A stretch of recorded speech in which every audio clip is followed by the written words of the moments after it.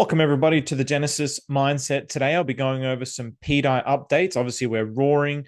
We hit zero point 0.4 of a cent today and yesterday too. So we're really roaring along. So I'll be going over some updates and my price targets, coming price targets.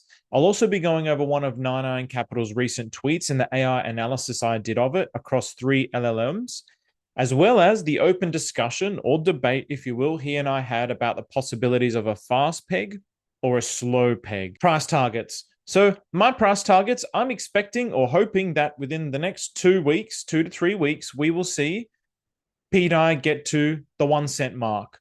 I'm anticipating, because it was a big area and it was basically the last all-time high, or not the last all-time high, the previous all-time high in the second phase. So we've had 1, 2, 3 phases of bull runs. We're now in the 4th phase of a bull run.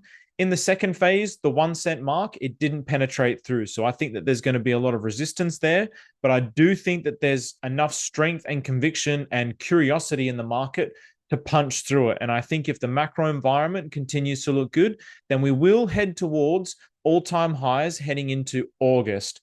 If the macro environment continues to be mega bullish, then I think we could really see this explode through to around the 10 cent mark around September. That is my second most bullish case. Obviously, my most bullish case is we get an insta-peg to the $1 mark within the next month or two. So people are saying July. I am not saying that this is not possible. I'm just looking at alternative scenarios in the benefit of trying to position myself and the audience best for the future. Because if we just expect it to happen, then maybe we don't position ourselves appropriately, or we over leverage, or we over invest thinking that it's going to be $1. And I think that that's a very dangerous thing if you're not doing it wisely. I mean, if it does happen and you do that, then it was the best financial decision of your life. So this is definitely not financial advice, but it's just something that I like to consider all the different perspectives. So first, NineIronCapital's tweet. So questions remain after PMaker shutdown. Why is the debt ceiling 60 billion? How is woe 107 billion? Why the ESM? This 2024 audit explains it all. So the direct deposit module, D3M, is the answer. pDAI's lending markets can be fixed. pDAI to $1 is inevitable, not financial advice. So this is a 2024 report. To start with, it's nice to be back. I've missed you all. Nothing here is definitive and all research is shared. Do your own research. The actions taken by those shutting down PMaker were inconsistent with the sole objective of running ESM.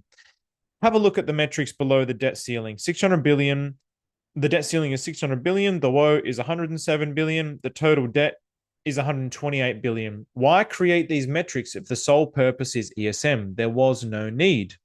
So obviously the ESM cast by surfacing and caddy, except that CDAI and ADAI have direct deposit modules that live through the ESM and can be operated after the VAT is no longer live. See the details here. So CDAI is compound DAI and ADAI is Aave DAI. This creates an enormous end game that is ready to begin whenever the uncull happens. The parties that ran the ESM also ran the cull/cage function on CDAI's D3M direct comp V2 DAI ilk. See the transaction here. In layman's term, this prevents CDAI from being able to access its pDAI in PMaker's VAT, which the protocol believes it is entitled to, so the get cash equals 0. But this isn't up to Maker to determine post the ESM, see here. So in the case of the VAT shutdown, the debt write-off in the cull can be reverted. And he's highlighted the ilk can be unculled through uncull if and only if the VAT is not live anymore and shutdown has been activated. The beauty of the story is that while PMaker's VAT is gone forever, it doesn't stop CDAI or ADAI from recovering its owed pDAI. Under the right circumstances, PMaker has to print as much pDAI as is required to rebalance these lending pools. So those lending pools are obviously related to compound DAI and Aave DAI. What are the implications? Simple. PMaker's VAT is dead for everyone except the governors of PComp and PAave. Remember when the pioneers decided not to bid on the flop auctions? We now know why. They knew they could run the uncull function. They wanted the ESM. So in other words, PComp and PAave, I guess he's kind of implicating them as being part of these Pulsechain pioneers that were happy for this to go ahead. Right now, pDAI theoretically needs 2 trillion pDAI to be minted to remove all the leverage from its lending pool and fix its under-collateralization. If this happens, pDAI will trade at around 2% of the price of pDAI immediately and will be the largest lending market in crypto. And if you've had a look at liquidity pools recently, the pDAI liquidity pool with WPLS it's at 700%. So there's some little alpha for you if you like providing liquidity. This will create a tidal wave of liquidations across the other compound lending pools, given that many have been used as collateral to borrow pDAI. As these liquidations end, pComp using pDAI will immediately turn to the Hyperloop for the peg. So this is the part that I'm questioning. And again, I very much want it. 100% very much want it, but I'm just thinking whenever I hear Hyperloop, my alarm bells ring. That's all. And the alarm bells ring for me. pDAI is very inevitable. I feel it in my heart. It's inevitable. How we get there, I don't know. That's the thing that I'm trying to understand. That's the thing that I'm trying to work out. But whenever I hear Hyperloop, alarm bells ring because it's like a too good to be true kind of a scenario. pDAI owners, predominantly the pioneers, will have little to no leverage and will be able to use its collateral to start borrowing CF to buy pDAI. The higher pDAI goes, the higher pDAI goes. Both spiral up until we hit $1. So pBAL flash loan will maintain the peg. And just FYI, I am not saying that I disagree with it. I'm just saying there's always something that goes wrong whenever I see something like this. So I'm just trying to take a precautionary move because obviously everything that happened recently, like, I don't know if I can handle something. I mean, if there's another 99% drop, whatever, you just get on with your life and you move on. But yeah, obviously, if something like this is happening and I'm theorizing something like this happening and I can see it unfolding before my eyes and it's going to lead to something mega cataclysmic, then I want to position myself in the event that happens, either in liquidity or selling to rebuy the dips. Because yeah, this is definitely just something that I just want to be cautioned on. So both spiral up until we hit $1. pBAL flash loans will maintain the peg. Too long didn't read is they're going to mint trillions of pDAI to collateralize pDAI, which will hyperloop to $1 and be used to defend the peg.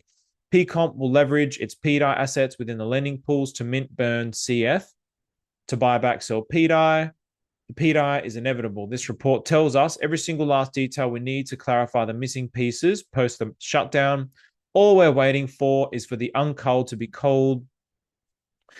In case this isn't clear, minting pDAI does not mean selling pDAI. Prices will go down if this supply is never sold. Look at the P maker. Now, this is where my concerns are coming from. When you mint the supply, I'm not worried about the people who mint it selling it, although that also should be a worry because we have to consider whether they're going to be benevolent or malevolent. But I'm taking that out of the equation. What I'm looking at is the equation of liquidity to circulating supply and the volatility that creates. That's the thing that I'm trying to look at, and whether or not this thing can be stabilized when there is that massive discrepancy. Those are the things that I'm looking at. So what I did was I put this through AI. I put his whole tweet through AI. I put the document through AI. I asked it a series of questions and I put it through ChatGPT. And then after I ran it through ChatGPT, I cross-referenced it with Claude and Grok, and they're pretty much all in agreement. So I was really glad to see that they also factored in my concern. So they said, basically, in my opinion, for this to truly work, it'll require a hybrid of centralized and decentralized collaboration with no single point of failure. That is the thing that I'm looking for most, because what we're heading to is a world of decentralization, but also there is this part of this enigma of the Pulsechain pioneers, which is some sort of centralized entity which is helping this along. But I really do feel like it's almost like they're kind of leading us along, and then we have to kind of follow along, and they're almost guiding us in a way, it feels like sometimes. So I want to participate in that. I want to go where they're trying to guide us rather than just sit back and wait. That's just my personality. That's my style. I want to get things done. I want to get things done fast. And I also love the idea of becoming a part of the system, not just an observer of it, but a part of it. So the too long didn't read. So now we're going into the AI. Yes, it's logically valid within the right assumptions, but highly dependent on key unknowns like who controls Uncull, how the forked D3M governance works, whether pDAI minting happens via protocol logic or manual override, community and liquidity participation to sustain the reflexive loop. If those stars align, then pDAI pegging via D3M Hyperloop is possible, beautiful, and elegant in design, but it's a precarious system vulnerable to governance, code integrity, and liquidity. So this was always the thing that I was interested in, because governance was one of the major issues of the recent ESM that we had and the existing maker. And so if there's any central point of failure, governance is a point of failure. Code integrity, this goes beyond my understanding, but liquidity is also something that I'm starting to learn more and more deeply about. So then, quick breakdown of his theory. He claims that PMaker's emergency shutdown killed the VAT, but the direct or the D3M survives. So they exist independently of the VAT. So this is correct. So this D3M is the direct comp and V2 DAI pool. So they're still owed massive amounts of pDAI even after shutdown. Under post ESM rules, maker governance can no longer deny repayment to those D3Ms. The uncull function, which can revive or finalize module post ESM, could trigger mass minting of pDAI. Once minting happens, this pDAI enters compound or Aave forks like pcomp and pAave as collateral, setting off a positive reflexive hyperloop. So in other words, the pDAI is minted, and then it goes into CDAI, the pDAI buys into CDAI, the CDAI rises, which goes into pcomp system, which mints CF, which buys more pDAI, and this tightens the peg. So this is the reflexive hyperloop. So what's solid about this thesis is the D3M survives the ECM, so it's very valid. The audit confirms that the D3M module can operate outside of the VAT. The uncull can trigger the minting, so this is potentially valid. If the cage function, which disables modules, can be uncaged or corrected via governance or in admin, and if D3Ms are coded to call VAT.stuck, it's equivalent when under collateralized, then yes, a mint could be triggered. Minting pDAI won't crash its price if unsold. So this is true in theory. So the money supply does not equal the market supply. And this is true. Yeah, of course. This is what I was also saying. So if trillions of pDAI are minted but never sold, they won't directly dilute price. If they remain locked in protocol smart contracts, that's like internal accounting. But the moment they circulate, it's a different story. Hyperloop is based on positive reflexivity, accurate economic framing. This is accurate economic framing. So he's using George Soros's style reflexivity. Rising asset prices improve collateral ratios, trigger more borrowing, which is more asset buying, which is prices rise further. It's a positive feedback loop or a hyperloop. Now, the thing that I question about this is based on my understanding of the Atropa ecosystem is basically a lot of the liquidity is not actually really there. So if you look at something like this, for example, there's 1 million in liquidity, and across all the pDAI pools, it might have something similar, but that's in that pool. But then 1 million in that liquidity pool, and then another liquidity pool says 1 million, and then another liquidity pool says 1 million. It does not mean that there's $3 million in liquidity, because when this starts to lower, when the price of pDAI lowers, which lowers the rate of the liquidity in this, it also lowers in all the other ones as well. So there's this very thin and fragile state of liquidity. That's the thing that was really something that I was trying to contemplate how that could be, because volatility is awesome as a liquidity provider. So if this is not an overnight peg, then being a liquidity provider in an extremely volatile environment it's awesome. It's very, very awesome. So what's risky or fragile? So who controls the uncull? It's unclear governance authority, the protocol assumptions post ESM. So this is a gray area. So we still don't know. The $2 trillion pDAI mint, it's possible but dangerous. So obviously this depends on whether they're benevolent or malevolent. And pcomp and CDAI pDAI liquidity risk. So the thin Pulsechain liquidity makes reflexivity fragile. And this is my main area of concern. So on Ethereum, hyperloops work because markets are deep and liquid. On Pulsechain, many pairs are shallow. So any feedback loop must overcome thin liquidity and front-running bots, or it can collapse. So now here are the responses from NineIronCapital's. So his replies to that is that number one, compound, see photos below. So his replies to this particular thing. So who controls the uncull? So compound. Number two, so the protocol assumption post PS ESM is gray area. He said it's dynamic. The mint is dependent on a formula set in the D3M plan. It is based on the pDAI's immutable interest rate model. See photo 2 and 3. I'll leave the link in the description for this as well if people do want to check in detail these particular documents. And he's saying 2 trillion pDAI mint, possible but dangerous. So he said it can only be minted once. So that's interesting.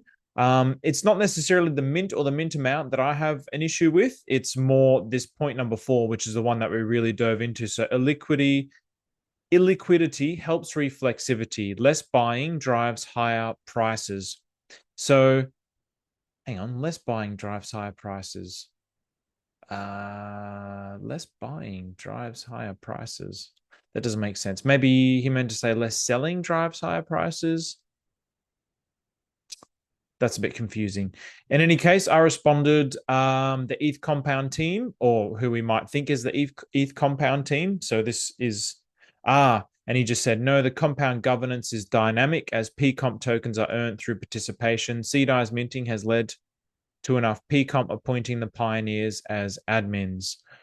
So he's suggesting that basically the Pulsechain pioneers are in control of PComp. And this one, so 4, which is obviously my main concern. So absolutely, but it can also work the other way too, which is what AI is suggesting, which is why I've been theorizing that it might take years to backfill liquidity, so to speak, and give it more stability. How? If the pioneers are nefarious, they would have won the auctions and infinite minted that way. How? If the pioneers are nefarious, so in other words, if they're bad, they would have won the auctions and infinite minted that way. Yeah, so I don't think he quite understood what I was saying and the angle that I was coming from. But in any case, I responded by saying, from my understanding, the real liquidity in the system, which is what I was referring to before when I was showing that chart, is the issue AI is addressing. You could infinitely mint more tokens and there's new liquidity, but the real liquidity is still the same. So I could see it definitely working if the centralized entity, which is behind it, also backs the system with additional liquidity outside of what they're minting. So let me just show you what this means. So I see if I can very quickly. This is basically the crux of, I don't know if anyone has seen Danny Mandibo. I mean, look, I try to listen to everybody's perspective, and Danny Mandibo brought a perspective that I'd never considered. And he was the one that really got me thinking about the liquidity like this. So since he started talking about it, I'm like, oh, he makes a good point. I don't know what the solution to that is. And as I have created different tokens and tried to manipulate different kinds of liquidity pools within the tokens that I've created, I've noticed certain phenomena. And then also as I've explored the meanings of liquidity pools and how things move against each other based on percentages in liquidity versus outside of liquidity, and based on how much actual liquidity is in there, those are the things that have been running through my mind. So this normally does take quite some time to load. So hopefully I'll go back to this and then we'll come back to this. Hopefully it will be finished loading by then. Okay, so the minted pDAI is solely to be used as collateral for the lending market. It is not for sale. It will not be traded. Yeah, see, this wasn't the point that I was making. This is why it's been a bit tricky. So it may never enter the market. It will be used to borrow CF to peg pDAI. There is no new free traded supply, only an asset that can be used as collateral. So only an asset that can be used as collateral. But was he not talking about it creating a hyperloop? And that's really the whole point. So it's not really about that asset being sold necessarily. It's the existing 44 billion that's in the market and that being hyperlooped up to $1 with all these other assets, which is basically just like derivatives of derivatives.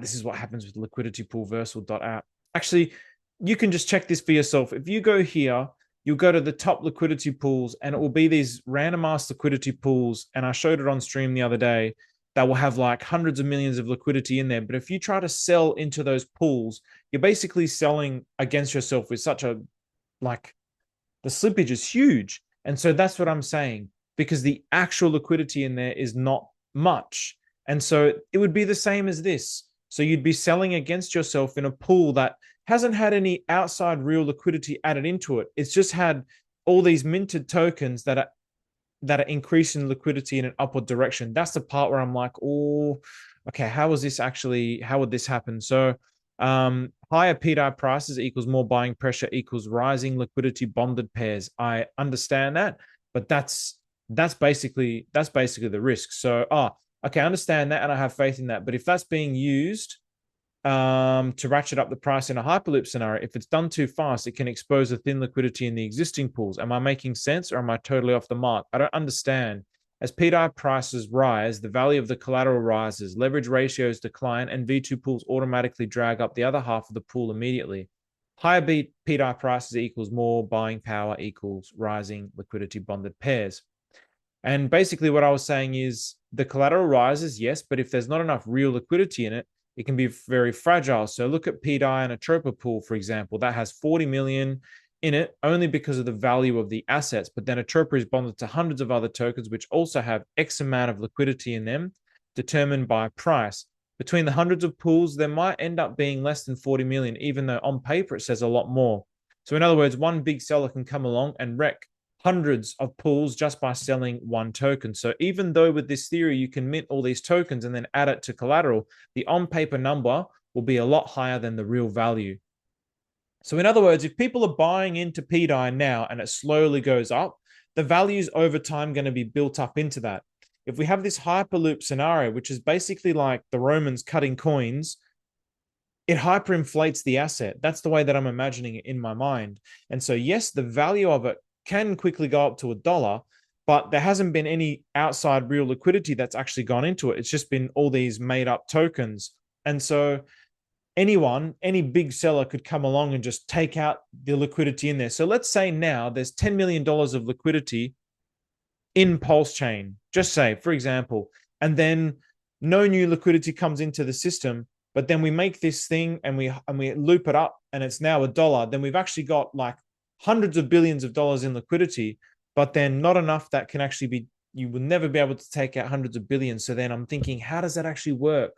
What does that actually do to the price? Because it's still really only 10 million that's in there that you can actually take out. So it's probably best you wait for a video tutorial. So it sounds like Decentralized Me is putting one together. Atropa is a liquidity pool. P Compound is a lending pool. So they're very different. They're very different, yes, but I'm making the connection between the prices of the liquidity pool. So I understand that, but I'll make the value. So what is real liquidity to you? It sounds like you assume everyone dumps pDAI, immediately sells for any bridged in stables / ETH / whatever else can get off chain. So during this time, pDAI stays at $1. Every other Pulsechain coin gets dumped. What happens when there is nothing left on the bridge? Sovereignty, new liquidity will have to be attracted into Pulsechain via liquidity pools and farming yields. I like this concept. Pricing oracles will be set up on Ethereum and Uniswap liquidity pools will be formed with bridged out pDAI. Do you really think RH will put his ETH in a bridge? Nope. Do you really think ETH stable owners won't be interested in a pDAI, P stables or pDAI E stables pool with triple digit yields? Do you think after months of stability, people will start trusting and using pDAI?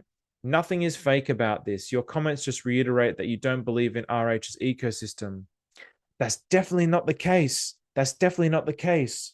Yeah, I'm really trying to discern this, but I don't feel like I'm being understood or I'm not understanding it correctly. It's one or the other. It's really difficult. So then I went into his tweet. So basically breaking it down. So it sounds like you assume everyone dumps. And I'm only just talking about a mathematical truth of markets. So even Decentralized Me addressed in one of his epic videos that there is the potential for seller.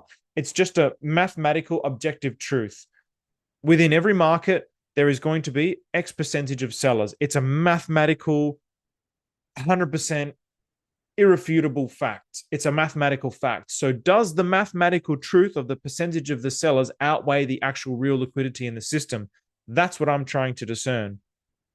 During this time, pDAI stays at $1. Every other Pulsechain coin gets dumped. So if that happens with such extreme volatility, I'll be impressed. So basically, during COVID, pDAI depegged. And obviously, I really think Richard Hart probably supported that peg by buying that dip up. So basically, if that happened, it makes my concern irrelevant. I think this is where we diverge. Say you take it as a given, and I'm trying to wonder if it's possible. So new liquidity will have to be attracted into Pulsechain via liquidity pools. I got you. I see something like that for sure. Do you think would they be interested? And I think yes, they would. But I think they'd need to see that there's liquidity here for them to even be able to take back out. That's the piece of the puzzle which is missing in my mind. But then to counter my own point, them bringing liquidity in can incentivize others to bring liquidity in, and they might know that. And then that's where they're going to think, well, then I'm going to be able to take my liquidity back out. So do you think after months of stability, people will start trusting and using pDAI? Yes, for sure. Nothing is fake about this. Your comments just reiterate that you don't believe in RH's ecosystem. Time to start believing. So I'm not saying it's fake. So I'm saying it again from the perspective of like reflexive liquidity is not, it's not real. Like, I don't even know how to explain it properly. It's so self-evident in my mind. Like you've got an Atropa pool with 50 million, you've got another pool with 20 million, and you've got another pool with 30 million. It doesn't mean that there's 100 million in liquidity, because as soon as you start selling in one of those liquidity pools, the liquidity in all those others drop at the same time. So there's only it's like this inflated version of liquidity. I don't know how to explain it. It's just so obvious, and I can't understand why nobody else is like seeing this point that I'm trying to make. So I believe I'm just trying to look at it from all the angles and hopefully open up people's minds and incentivize them to take part on the way up. The last massive drops in FUD events took a toll on my mind, and I would have felt terrible if it all failed. And I was talking about it this whole time. So some people definitely made some good points. Are we being swindled? And I was saying, I don't think we're being swindled. We're trying to make this sound system. This is a key point to me. So the funny thing is, though, we're trying to make this a sound system. The US monetary policy is less solid than this. We just print money out of thin air with no backing other than belief in our military. But that's what I'm saying here. So by us doing this reflexive hyperloop, we've effectively printed this token that was less than a cent up to $1 with no outside real liquidity that's been added into it. So it's kind of a similar process. And so I'm just thinking, what's the impact of that? Does that mean I should position myself as a liquidity provider? Does that mean I can expect that there's going to be this massive volatility and I should have some stables on the sideline or take some profits on the way up and wait for a massive dip? These are the things that I want to think about. I basically want to accumulate such a massive amount of pDAI that when it gets to $1, I never want to sell a single pDAI token and only live off the yield. I want to maintain that principle. I guess the plan is that people bridge their DAI, USDC, etc. from ETH and then harvest the yield from that.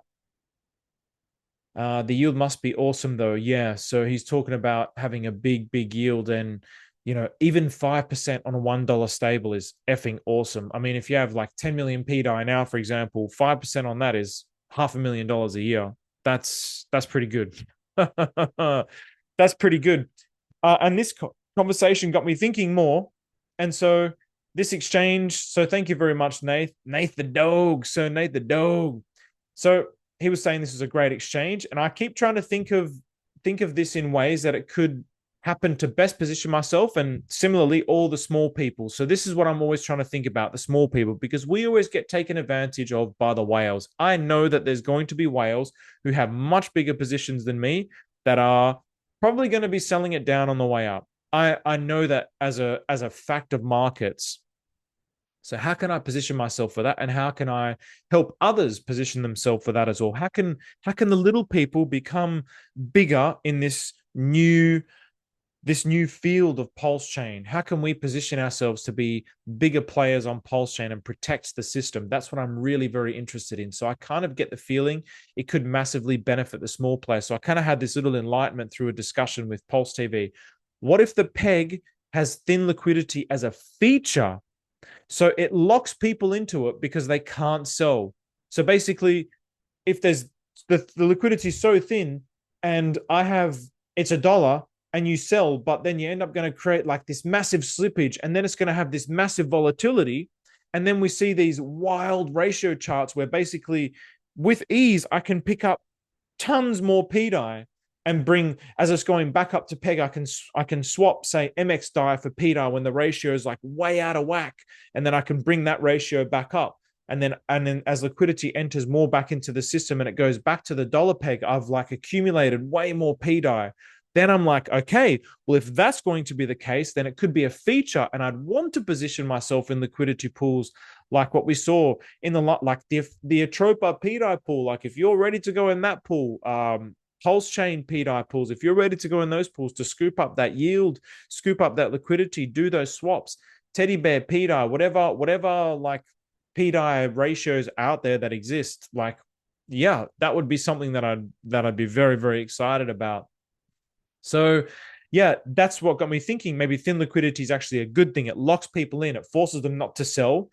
But then obviously people still are going to sell, which means huge volatility. And the huge volatility within a set range is very attractive to market makers. So that could start attracting bigger whales, which keep coming in and then backfilling up the liquidity. And then this is how, like, we get this peg, we get this epic peg, let's say within the next few months, which the probability of it in my mind is still, I would probably put it at like, honestly, maybe like a 5 to 10%. But honestly, like, I really don't think people really like, I don't know why, like, why would I not want it? Why would I not want it? Like, of course I would want it. I would become like a multimillionaire within the next few months. It would be just phenomenal. Of course I would want that. But yeah, I put the probability as quite low. So I'm trying to think of other alternatives on the way up. And if it does happen, what could it mean so that I can position myself and others appropriately? So it would be epic. It would be epic if that were the case. If we get this kind of backfilling up scenario, that would be epic. Similar to what's happening in Mandala at the moment, where they've created the tokens, they've burnt all the liquidity, everything's in liquidity. They've burnt all the liquidity, like 90% burnt. And now it's just a matter of like the liquidity just backfilling up the system. So the existing holders over time, their value of their token goes up. It will be that same kind of principle with the value of the liquidity over time slowly going up.